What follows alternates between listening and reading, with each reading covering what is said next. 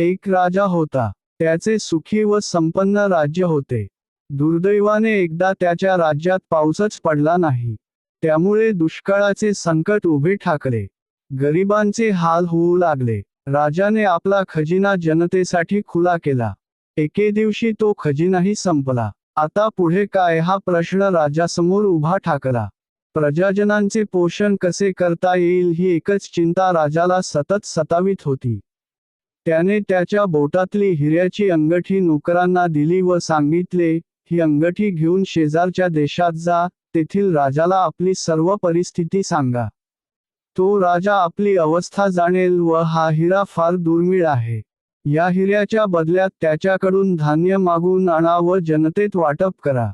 मंत्र्यांनी राजाला विचारले, राजन, इतका महागडा, दुर्मिळ हिरा तुम्ही का विकत आहात? दुसरी काहीतरी सोय करता येईल.